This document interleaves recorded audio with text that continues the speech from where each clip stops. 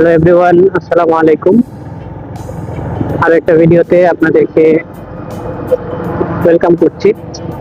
আসলে আমরা যেদিন খাতিয়াতে এসেছিলাম, খাতিয়া অর্থাৎ সর্বশেষ যে ভিডিওটা করেছিলাম, খাতিয়া এসে আসলে তেমন পানি ছিল না।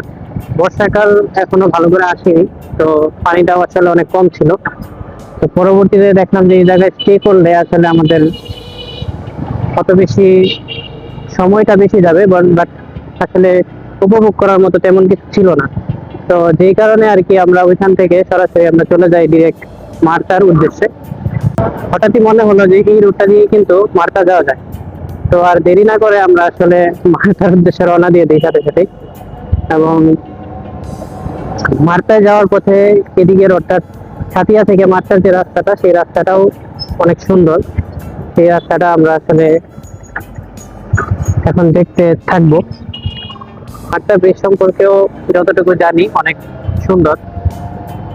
ওখানে দুইটা ব্রিজ রয়েছে, মাত্রা এক, মাত্রা ব্রিজ দুই। এই মুহূর্তে ম্যাপে দেখাচ্ছে 8.7 কিলোমিটার, প্রায় 22 মিনিটের মতো লাগবে। রাস্তায় জ্যাম হয় না আসলে এই দিকটাতে, কারণ ছোট রাস্তা। এই রাস্তাগুলোতে আসলে জ্যাম হওয়ার সম্ভাবনা নেই বললেই চলে। কারণ পরন্ত বিকেলে সূর্যটা আসলে অল্প অল্প করে নামতেছে। রাস্তার সাইডে কেউ একজন সম্ভবত ধান শুকাইতে দিছে। আসলে গ্রামের অনেক পরিবেশই এখানে উপভোগ করা যায় এই জায়গাগুলোতে আসতে। জায়গাটা লোহার ব্রিজ, আমরা লোহার ব্রিজ প্রায় পার হয়ে একটা হচ্ছে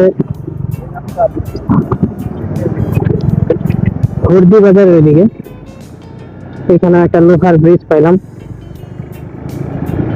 লোহার ব্রিজে এখানে ব্রেকটা ভালো মতো ধরে না, তো আসলে অনেক সাবধান থাকতে হয়। এই ব্যাপারগুলা আসলে খেয়াল করে চলতে হয় রাস্তাঘাটে চললে। আমরা একটু টেনে যাই দেখি, কারণ সূর্য যে পড়ে যায় যখন সূর্যাস্ত হয়, সেই সময়টা যদি আমরা ব্রিজের উপরে থাকতে পারি তাহলে অনেক উপভোগ করতে পারবো। তাহলে ব্যাপারটা আসলে অনেক সুন্দর হবে। সুন্দর একটা মসজিদ, হ্যাঁ আসলে ভালো লাগছে। নমস্কার, ভৈরব ভৈরব চলে আসি 78 কিলো। 78 কিলো খুব দূর আছে। এদিক দিয়ে অনেক মজা ভৈরব যেতে ইজি। তাই নাকি? হ্যাঁ তাহলে এইটা আমরা সিলেট চলে যেতে পারতাম। হ্যাঁ, হ্যাঁ, একই জায়গা। এদিক দিয়ে ইয়া যাওয়া অনেক ইজি। ভৈরব নরসিংদী সব দিক দিয়ে অনেক easy। এখানে যে জায়গাটা চশটিংটা, হ্যাঁ হ্যাঁ হ্যাঁ, ওটা এতটা সুন্দর রে ভাই, বলার মতন না। তাহলে আমরা একদিন চশমা যাই। কিন্তু চশটিং একটু দূরে হয়।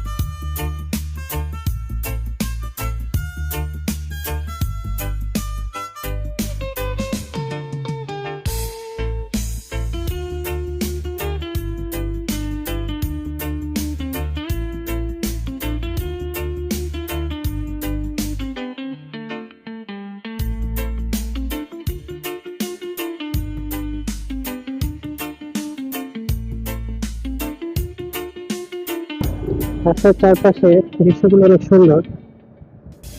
সাইডে ঝোড় ঝাড়, এখানে গাছ, বড় বড় খাম্বা, ইউক্যালিপটাস গাছ, সব মিলিয়ে আসলে পরিবেশটা খুবই সুন্দর। খুব বেশি দূরে না, আমরা চলে আসছি প্রায়। পুরো রাস্তাটাই মানে 10 কিলো যে রাস্তাটা আমরা পার হয়ে আসলাম, পুরো রাস্তাটাই আসলে অসম্ভব সুন্দর। তাকে সিগন্যাল দিচ্ছে, আসলে বুঝতেছি না, আমাকে তো নাই অবশ্য, হয়তো পিছনে সিএনজি টিএনজি আছে বা অটো আছে।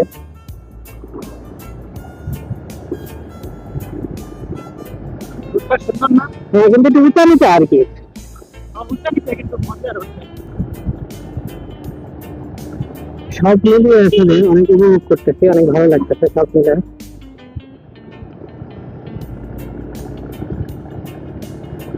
কারণ বিকালবেলা এরকম একটা রাস্তা দিয়ে যখন রাইড করি তখন আসলে আর কিছু ভালো লাগে না, শুধু এই জিনিসটাই বারবার করতে মন চায়। বারবার মনে হয় যে এই রাস্তাগুলোতেই ফিরে আসি, বারবার মনে হয় যে এইভাবে ট্যুর দিতে থাকি, ঘুরতে থাকি, এগুলো সুন্দর সুন্দর জায়গা এক্সপ্লোর করতে থাকি, আর না হয় বড় সড়ো কোনো একটা ট্যুর দিতে থাকি।